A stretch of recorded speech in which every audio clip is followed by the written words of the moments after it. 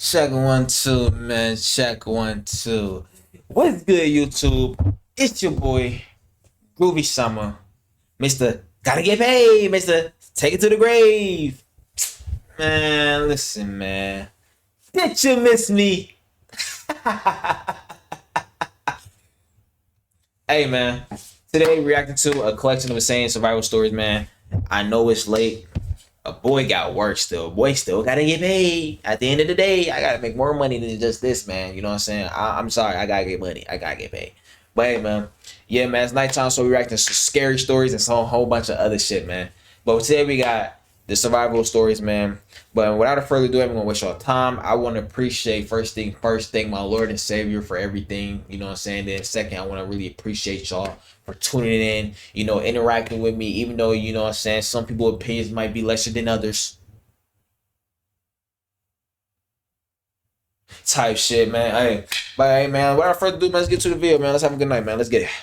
In this video, we're going to look at 3 people who found themselves in horrifying and impossible situations and the lengths they had to go to make it out or not. As always, viewer discretion is advised.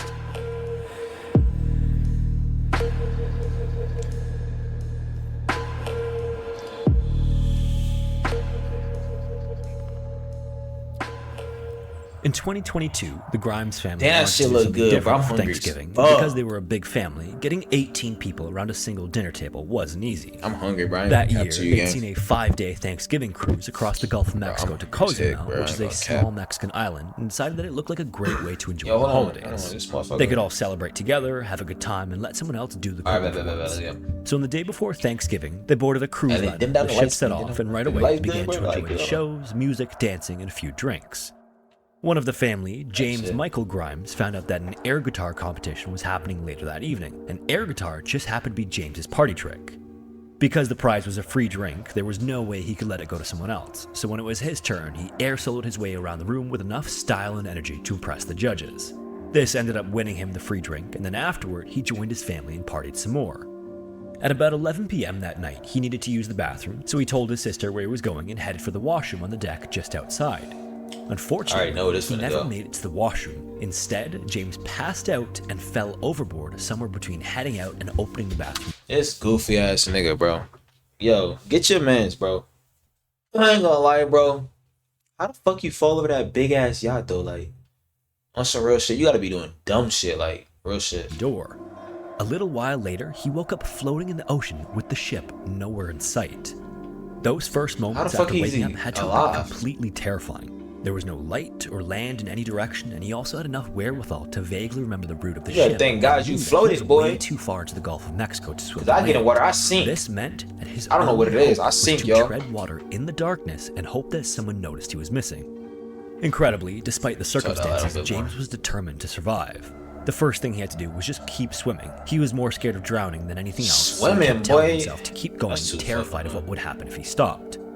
Sometimes that was easier than others. One moment he'd be as relaxed as he could. Bro, I can swim to survive and everything, but it's like, bro, I ain't gonna lie, that's a big ass ocean. How long I might have to swim until I fucking stop swimming? Like, I'm not, bro. To a certain point, if you was just floating, nigga, just stay still.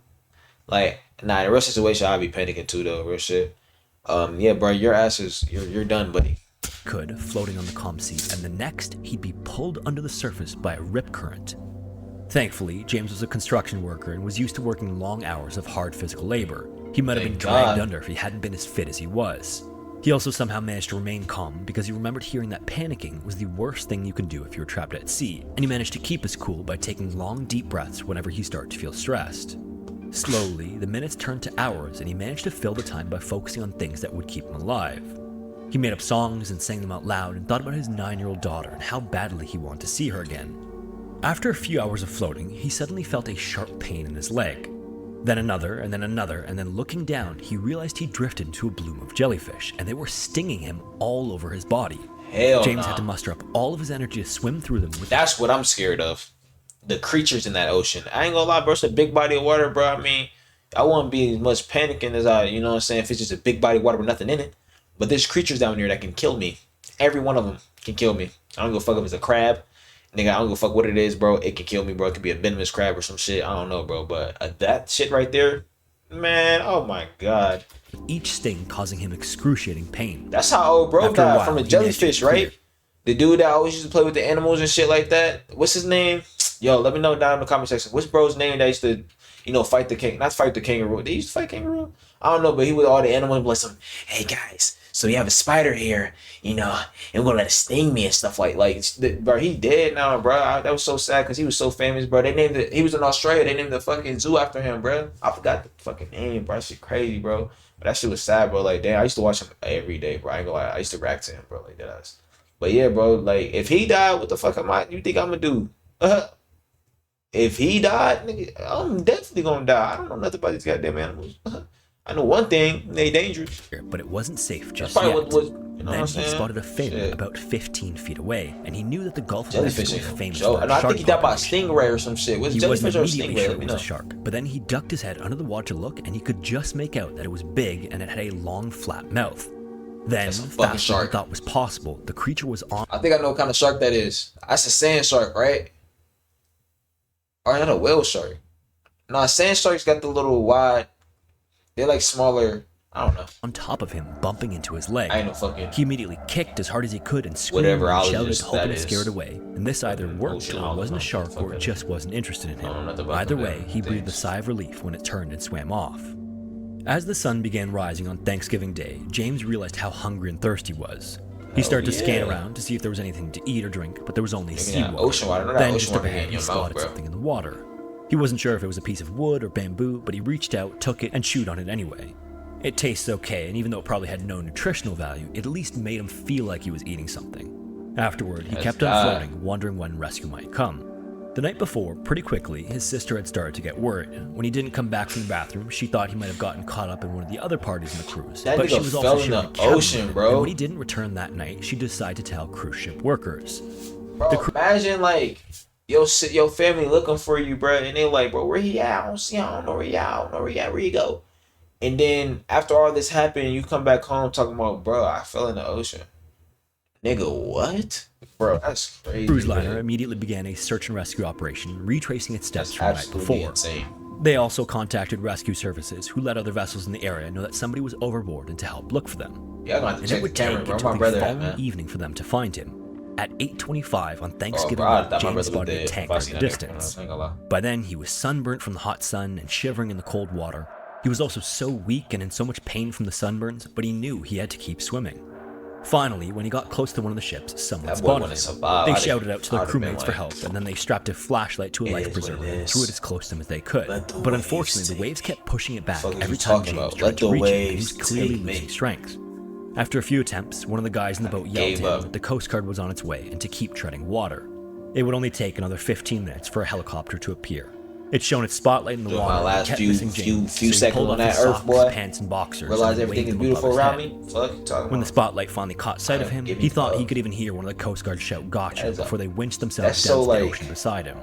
The Coast Guard then threw a rescue. That's so depressing to see there's nothing around you, no land, no nothing, bro. Just straight water, and they feel like it's just never going to end, bro. Oh hell no. And to this day, James swears that he wasn't drunk and has no idea why he passed out or how he ended up in the ocean. Apparently, despite the ordeal, he's keen to go on another cruise, but has promised to stay at least 10 feet from the guardrails. You could have died. If you've ever wondered what it's like at the South Pole, there is actually a way you can visit. The Amundsen Scott South Pole Station has between 50 and 200 people living there at any time, ranging from scientists doing research to engineers, operations, and support staff who keep the center running. A few tourists also fly. Real shit, I went to Iceland, bro. Iceland is beautiful as fuck. Possibly the most remote not gonna lie. on Earth. The best way to get to and from the site is by booking a seat on a specially designed aircraft from New Zealand or Chile. These flights only run in the summer between November and February, and only when the weather allows it. And if you do manage to get there, generally visitors can stay for a few hours on clear days before flying back while the weather permits. The staff that manned the station I wanted to go see the Northern Lights. I had a bus right there in front of the hotel, bro. I was like, yo, I ain't gonna lie. But we had in addition to the extreme cold, the Antarctic winter was one long night, over 6 months of near total darkness. The lack of light and the extreme cold also make it too dangerous to fly there in winter, so if there's a problem, it's up to the overwinter staff to fix it. As you might imagine, when living somewhere so remote and challenging, there's no shortage of injuries. But because the population is so low and the people working there try to be as careful as possible, they rarely need more than one medic on standby in case something happens. The station's medical officer is usually a tough and experienced physician, and in the 1998-1999 season, that post was filled by Dr. Jerry Nielsen. Jerry, like other doctors at the station before her, had extensive experience. After graduating from the Medical College of Ohio, she worked in several hospitals, building a reputation as an excellent emergency room doctor. Then, after a painful divorce, she needed a change of scenery and somewhere she could escape from it all and get past the heartbreak. When she saw a wanted ad for a new medical officer at the South Pole Research Station, she couldn't imagine a more exciting place for a new beginning. She would even call Antarctica a blank slate in which you could write your soul.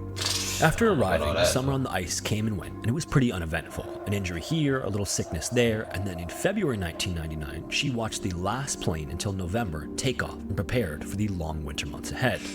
As part of this preparation, Jerry thought it was vital to ensure that she was healthy before checking anyone else.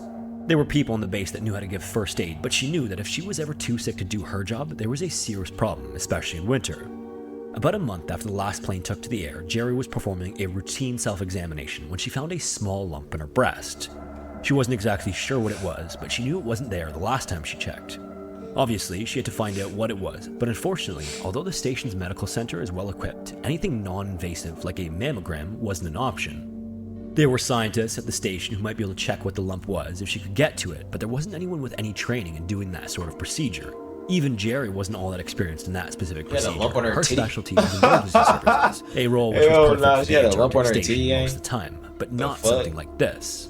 She decided to ask for advice from colleagues in the US via emails and teleconferences, and after lengthy discussions, they could only come up with one solution.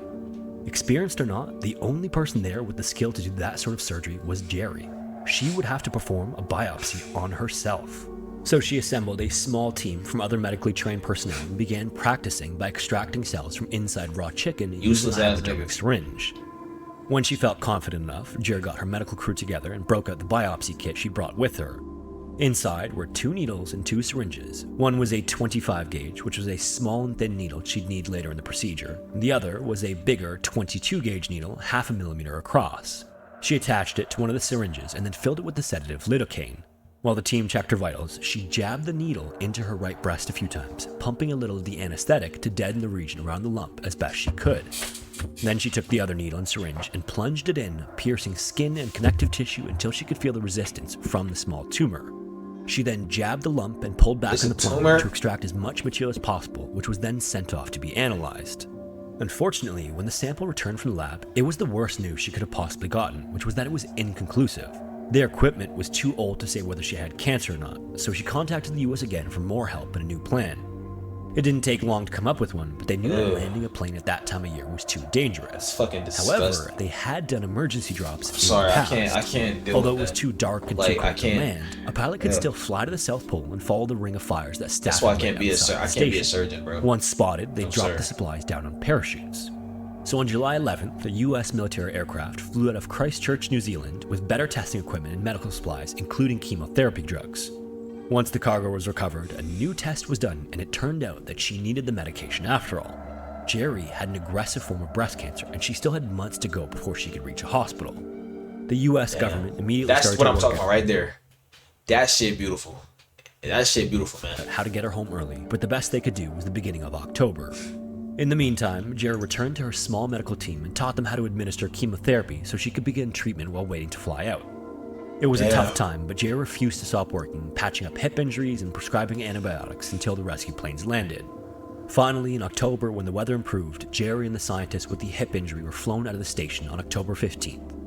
After she returned to the US, she began treatment, including multiple surgeries and a mastectomy. For 10 years, the cancer went into remission, and Jerry spent that time lecturing about her ordeal all over the world, including back at the Antarctic station and in a memoir. Tragically, in 2005, her cancer returned with a vengeance, spreading throughout her body, and sadly, she passed away on June 24th, 2009. Nigga, I thought this shit was about survival. She died. Hey, bro. The fuck you talking about? She died, bro. She didn't survive, nigga. And it wasn't even insane. It was just breast cancer. I mean, not that it's like.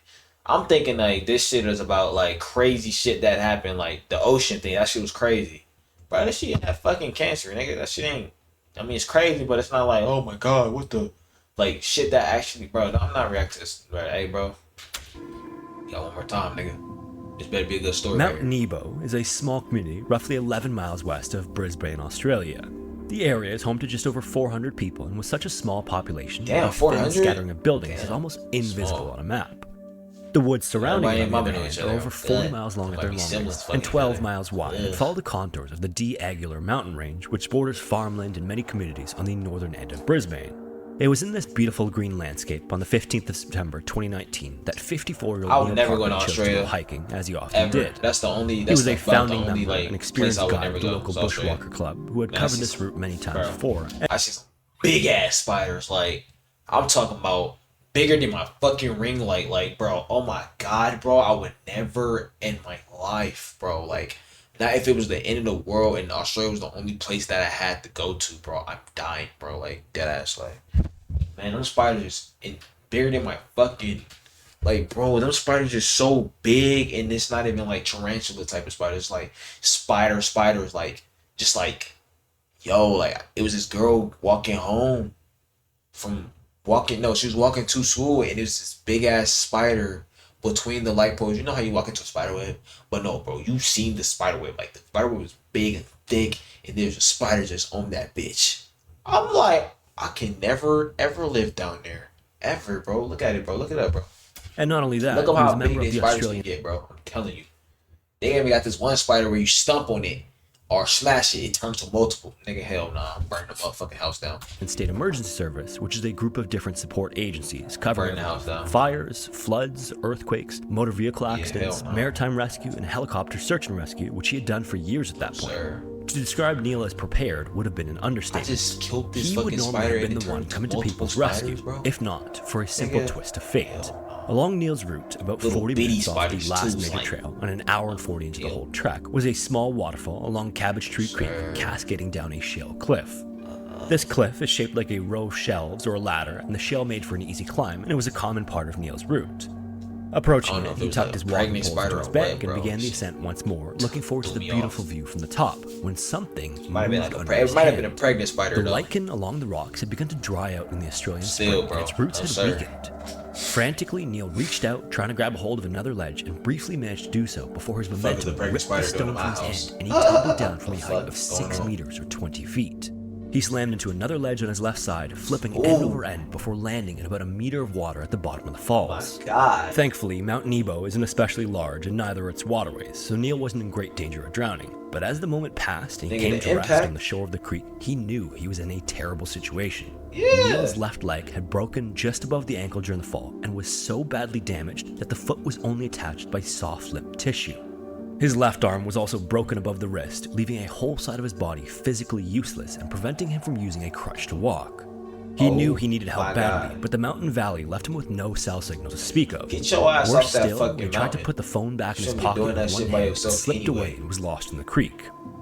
On top of all of that, Neil had enough experience as a hiker and rescuer to know that no one was going to find him there, even if they knew he was missing. And right at that moment, no one even knew that he was missing. Maybe a degree of complacency had caught up with him, or maybe he'd simply gone hiking here so often. For all y'all motherfuckers think y'all adventurous, don't go adventure alone, bro. Like, come on, dog.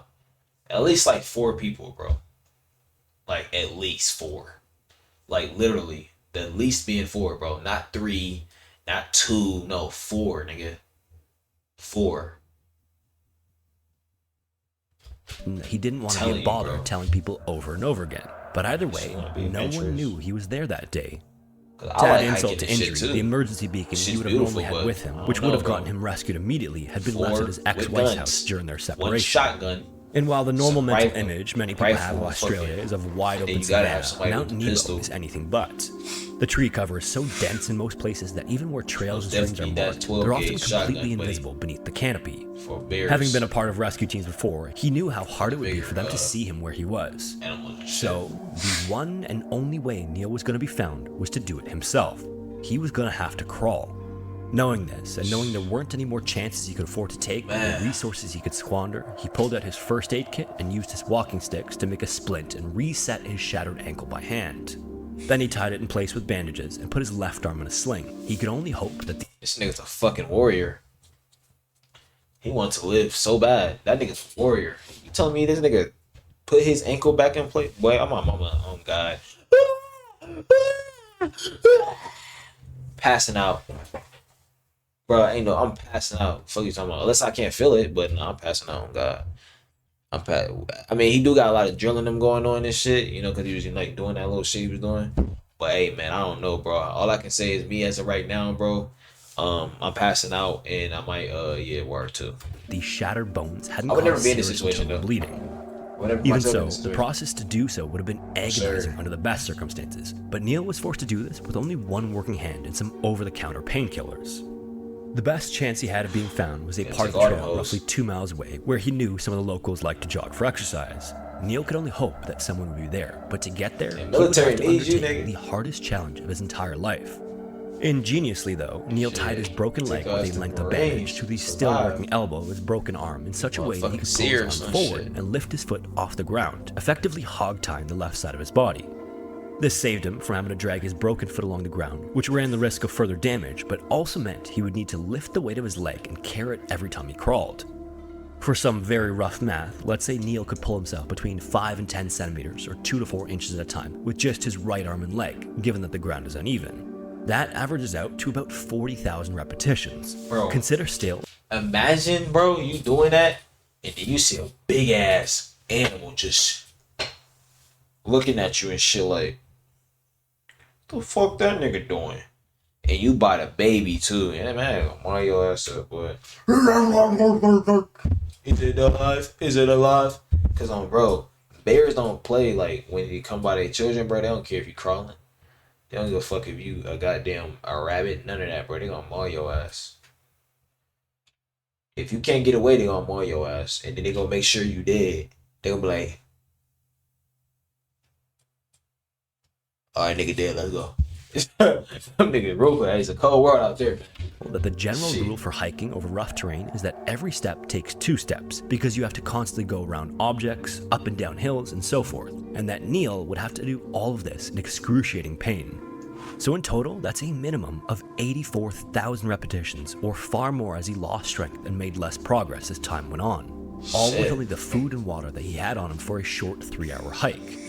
This ended up being so great an effort that he needed to stop and rest every 1 to 1.5 meters, or every 3.5 feet to catch his breath.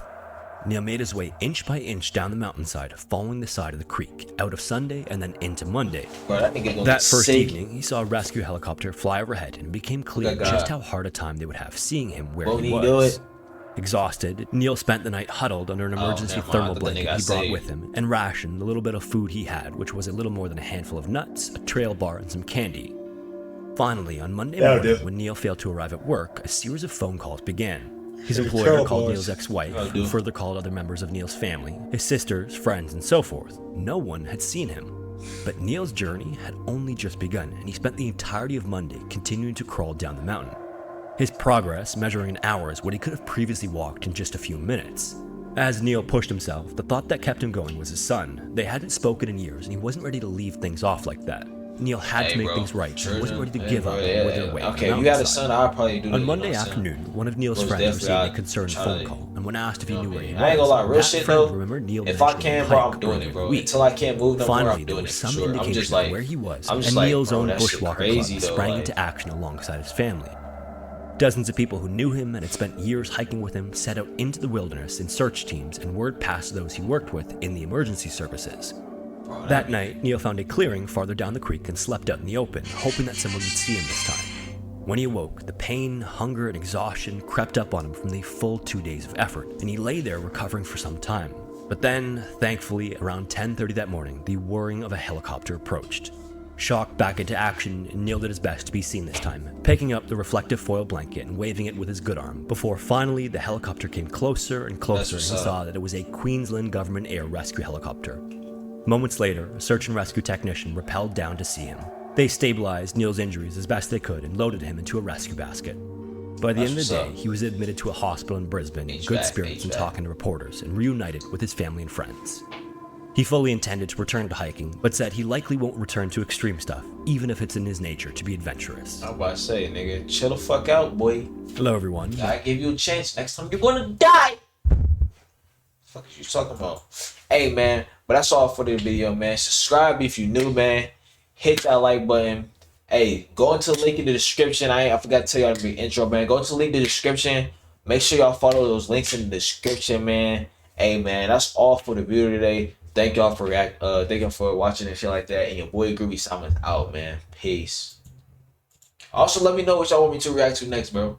Real shit. Let me know what y'all want me to react to next. Give me some give me some motherfucking tips or some shit which y'all want to watch. I might react to it depending on what it is. If I'm into that type of shit. But hey, man, just let me know, man. Hey, your boy out. Peace.